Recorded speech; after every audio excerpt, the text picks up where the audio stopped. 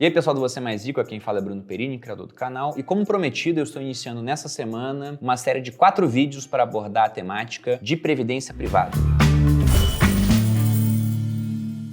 Neste primeiro a gente vai falar sobre previdência pública, entender qual era a proposta, como que se iniciou, o que acabou se tornando e por que muito provavelmente você não vai conseguir se aposentar com qualidade. E olha que essa qualidade é bem relativo, talvez nem consiga sobreviver com o dinheiro que você vai ganhar de uma previdência pública. Depois entraremos na parte, no segundo vídeo, do funcionamento do nosso fundo de previdência privada e as vantagens que uma previdência privada tem sobre outras aplicações. Num terceiro vídeo, para aqueles que já estão interessados em fazer uma previdência, seja que a gente vai lançar no grupo Primo no começo de outubro, ou outra, o como escolher a adequada para você, se é um VGBL, um PGBL, tabela progressiva, regressiva, se é melhor resgatar o dinheiro ou adotar um esquema de renda. E o último vídeo vai ser aplicando 1 milhão do meu capital na nossa previdência privada. A primeira aplicação que eu devo fazer de uma série de aportes que serão feitos ao longo do tempo. E para aqueles que já quiserem entrar na lista de espera, eu lembro que além do QR Code que está aqui na minha camisa, você também tem um link na descrição para que você possa acessar as informações da nossa previdência, receber conteúdo quanto ao que a gente vai fazer e também ser um dos primeiros a poder aportar assim que a gente lançar, e vai estar disponível em várias plataformas diferentes. Então, para você que tem conta em XP, Rico, BTG, Inter, Modal Mais, Genial e uma série de outras plataformas, procure, porque talvez a previdência do fundo Arca Grão estará disponível lá. Onde não vai estar disponível, pelo menos por enquanto, é nos grandes bancos. Talvez isso venha a mudar ao longo do tempo.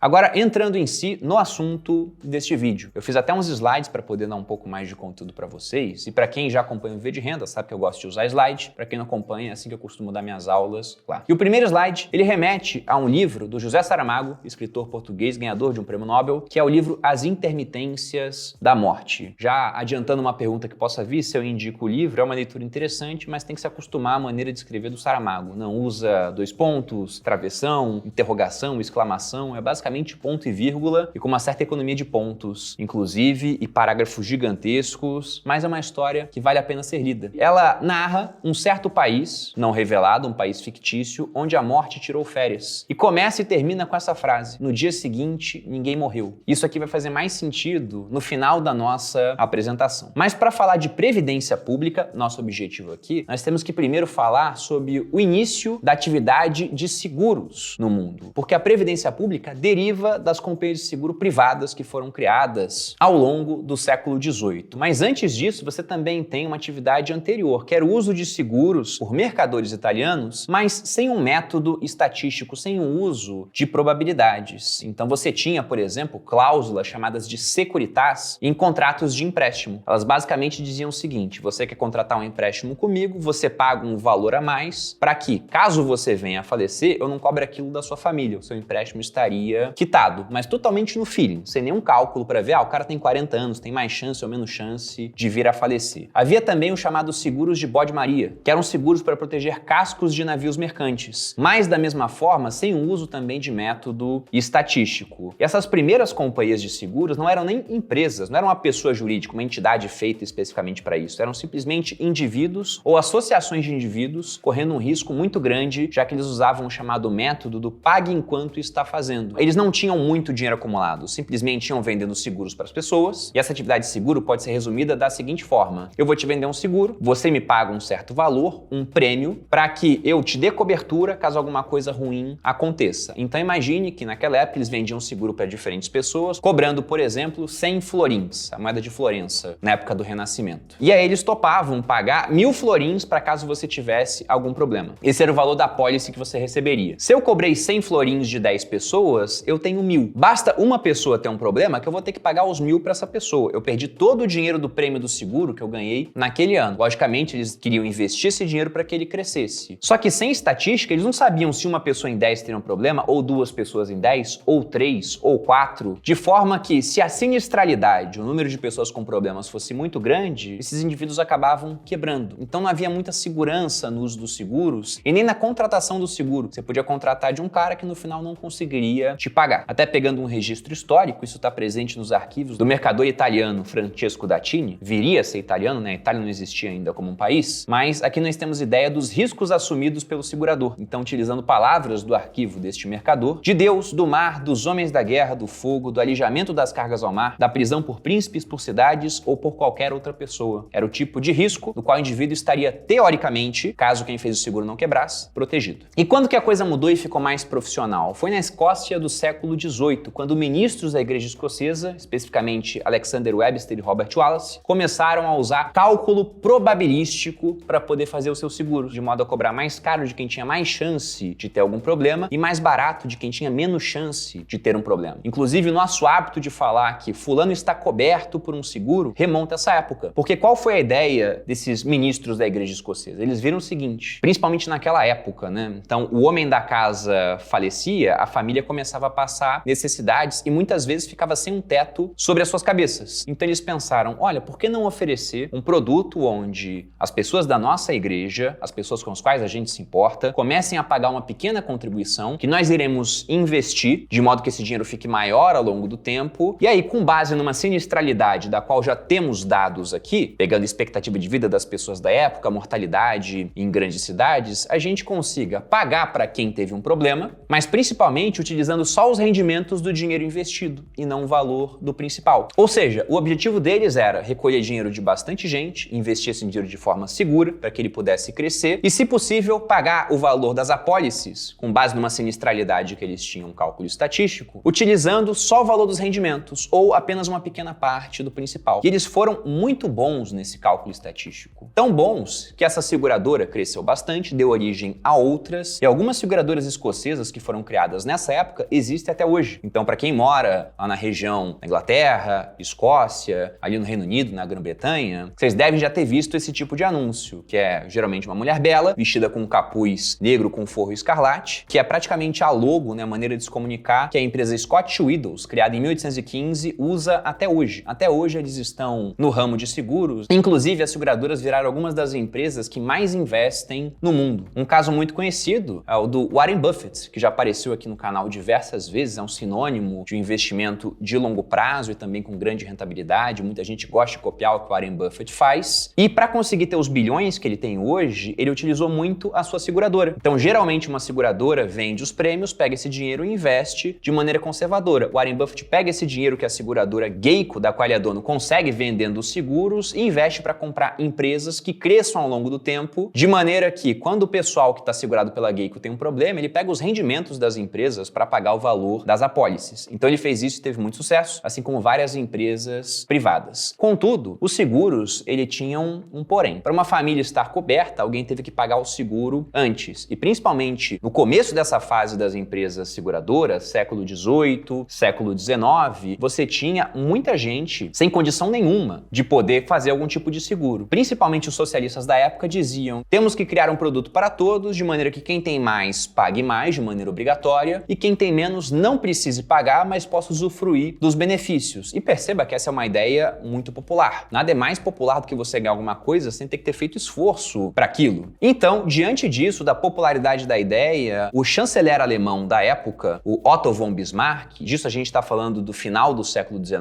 o ano de 1888, 1889, quando esse processo estava acontecendo por lá, pensou o seguinte: bom, as pessoas querem que isso seja feito. Se eu não fizer, alguém vai fazer e vai levar o mérito por isso. Então, melhor que eu faça. De maneira que, mesmo tendo sido uma ideia dos socialistas, ele, que era um conservador, ele acabou adotando essa ideia e criou a primeira previdência social do mundo, com algumas regras bem interessantes, sobretudo pensando nas questões demográficas daquela época. Quando o Otto von Bismarck criou a primeira previdência, a expectativa de vida do alemão gerava em torno de 40 anos, sendo que para se aposentar você tinha que ter 70 anos e um tempo mínimo de trabalho dentro da parte de indústria, comércio e serviço. E aí já é um ponto que cabe atenção. As pessoas pensam: nossa, então ninguém se aposentava naquela época. E não era ninguém, porque vamos lembrar que expectativa de vida é uma média que é trazida para baixo devido principalmente à mortalidade infantil, que era muito alta no final do século XIX, principalmente em comparação com o mundo que nós temos hoje. Mas, com certeza, você tinha menos gente chegando até os 70 anos em comparação com os dias atuais. E desse pessoal que chegava até os 70 anos, boa parte também não ia muito além. Então era um ou outro que realmente recebia o dinheiro dessa previdência durante muito mais tempo. E o ponto também que o Bismarck pensou naquela época era: olha, vai ser uma contribuição obrigatória e a gente tem muita gente jovem para menos menos gente idosa que irá se aposentar. Na época, os alemães tinham em torno de 5, 6 filhos, então você tinha muita mão de obra para pagar uma contribuição para pouquíssima gente que iria se aposentar e geralmente durante um período curto de tempo. E a cabeça dele na época era usar esse seguro social do país como se fosse um seguro privado. Então, o objetivo seria o mesmo. Pega esse dinheiro, investe esse dinheiro, faz com que ele cresça ao longo do tempo para que a gente possa pagar os benefícios para outras pessoas somente com a parte da rentabilidade, sem ter que usar o principal. Enquanto você tinha essa figura aqui, muita gente na base para pouca gente aposentada, não tinha como o sistema dar errado. Mesmo que o governo, ao invés de investir o dinheiro, ficasse gastando continuamente os recursos que eram pagos por uma grande base, por um pequeno contingente utilizar do benefício. Aqui nós temos a pirâmide etária do Brasil na década de 50, uma população de 53, quase 54 milhões de pessoas, muito mais gente jovem em comparação com gente idosa. Mas, para quem acompanha dados demográficos, hoje a gente já vê uma alteração nisso. Pegando dados mais recentes, se a gente for pegar o crescimento da população entre 15 e 64 anos aqui no Brasil e em outros países, dentro dos últimos 30 anos, na verdade de 90 até 2020, com 2 anos de defasagem, a gente vai ver o seguinte: a população do Brasil cresceu mais de 60%. Se for pegar a população como geral, beirou 70%. No Chile também teve crescimento, Estados Unidos, China, Coreia, França. Alguns poucos países tiveram redução de população. Aqui eu dei exemplo com Rússia e com o Japão. Para países que têm uma população crescente, você continua tendo essa dinâmica de muita gente jovem pagando benefício, para pouca gente idosa se aposentando. Contudo, um problema se desenha à frente, porque se lá atrás os casais tinham muitos filhos, você pega os alemães tinham 6, os brasileiros não eram muito diferentes, como é que está a tendência demográfica hoje? Eu tenho 34 anos, minha esposa tem 32 e não temos filhos ainda. Quando a gente for ter filho, eu acho que a gente vai ter 1 ou 2 filhos, em comparação com casais que tinham muitos filhos lá atrás. E para que a população fique pelo menos parada no mesmo lugar, cada casal deveria ter 2,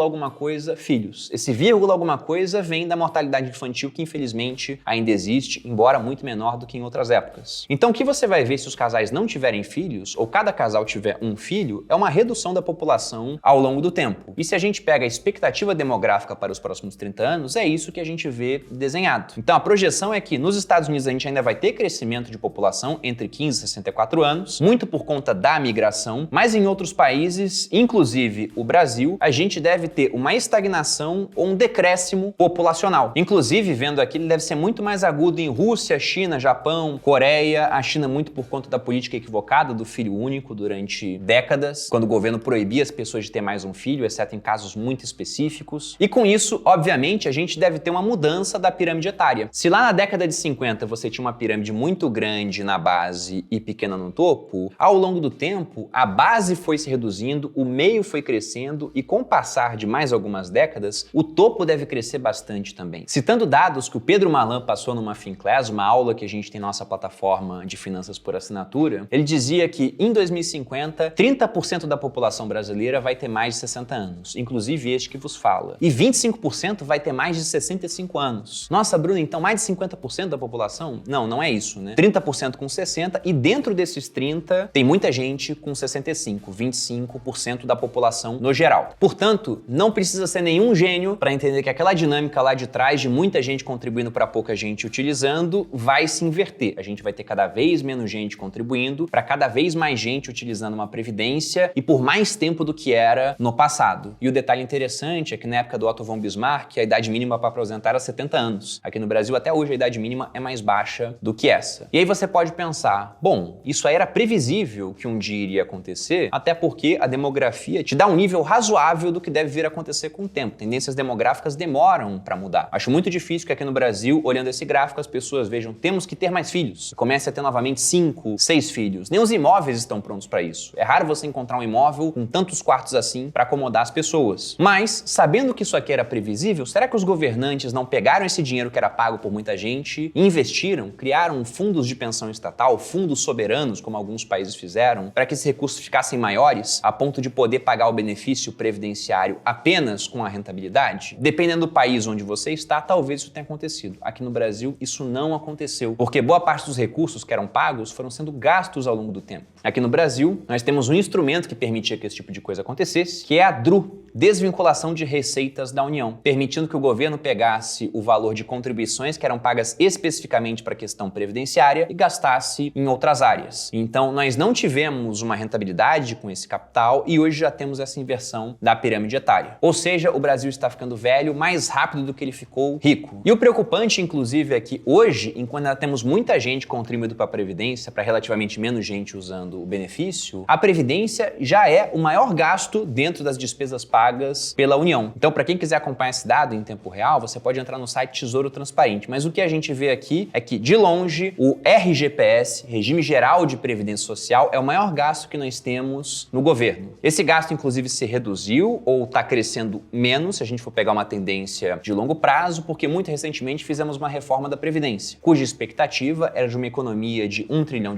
ao longo dos próximos 10 anos. Mas, apenas por conta da pandemia, a gente chegou a gastar mais de R$800 bilhões. Ou seja, muito do que a gente iria economizar já foi gasto agora, de modo que era previsível que nós teríamos que fazer mais reformas da Previdência no futuro, mas talvez esse futuro seja muito mais breve do que a gente pensa, por conta da tendência demográfica que já vimos aqui. Então fica o questionamento, né? Nós pagamos a Previdência hoje para algumas pessoas poderem se aposentar, e boa parte delas, inclusive, não com muita qualidade. Se você pega dados do próprio INSS, 77% dos brasileiros vivem com apenas um salário mínimo de aposentadoria. Mas a grande questão, principalmente pegando os dados demográficos de quem assiste, aqui o canal Você Mais Rico, pessoas mais ou menos na minha faixa de idade, em torno dos 30 anos, no futuro, teremos jovens suficientes pagando a Previdência para que a gente possa se aposentar, já que, para que esse esquema se mantenha, necessitamos de mais gente entrando para que o pessoal lá em cima consiga usufruir do benefício. E até por isso que muita gente fala que a Previdência Social é uma grande pirâmide, mas legalizada, apoiada pelo Estado e, inclusive, uma pirâmide de curso forçado. Porque se você trabalha, você não pode deixar de contribuir para a Previdência. Isso seria crime de sonegação previdenciária. E a resposta para essa questão é que provavelmente não vai ter jovens suficientes. Até por isso, brincando com alguma coisa que na verdade é trágica, né, como a gente pôde ver ao longo desse vídeo, que INSS não significa Instituto Nacional do Seguro Social. INSS, na verdade, significa isso nunca será suficiente. Porque se você se planejar para depender apenas de uma previdência pública, sobretudo do regime geral de previdência social, porque eu sei que tem gente que tem regimes próprios de previdência, que também é um gasto relevante dentro daquela despesa paga pela União, mas dependendo só do regime geral, provavelmente você vai passar apuros. E aí fica o questionamento, Bruno, já sabendo que isso vai acontecer, como que eu faço para não passar esses apuros? Você deve começar a investir e pode montar uma carteira diversificada para que essa carteira consiga prover os rendimentos que você precisa no futuro. Mas, dentro dessa carteira, eu acho que uma peça interessante, como vocês verão ao longo dos outros vídeos deste canal, é uma previdência privada, porque você consegue ter benefício fiscal, tanto com PGBL quanto um VGBL, pagar menos imposto e construir uma carteira diversificada de uma maneira bem simples e pagando uma taxa bem baixa, sobretudo se você escolher uma previdência boa, como é a que a gente vai lançar no Grupo Primo. Mas esses detalhes ficam para um próximo vídeo. Eu vou ficando por aqui, espero que tenham gostado desse primeiro vídeo, inclusive peço um feedback de vocês do que estão achando dessa série. Se gostou, deixe seu like, se inscreva no canal, compartilhe com um amigo que não sabe ainda dessa questão, talvez ele mude de ideia quanto à urgência de começar a investir hoje pensando no futuro, porque muita gente pensa só em começar mais tarde, quando estiver mais velho, ele vai perder o grande benefício de ter bastante tempo para investir e juros trabalhando a seu favor. E vejo vocês no próximo vídeo, onde falaremos especificamente de como funciona a alocação da nossa previdência e das vantagens que existem em relação a outras previdências que nós vemos por aí, com recursos que somam quase R$500 bilhão, mas que não conseguem nem bater o CDI. E, inclusive, a existência desses fundos que contamina muita gente que diz que previdência privada é ruim, que realmente os veículos lá atrás que existiam para isso, eles eram ruins, por mais que haja uma série de vantagens que serão abordadas nessa série. E para quem quiser entrar na lista de espera, lembro que há um link aqui na descrição do vídeo. Fico por aqui, um grande abraço e até a próxima.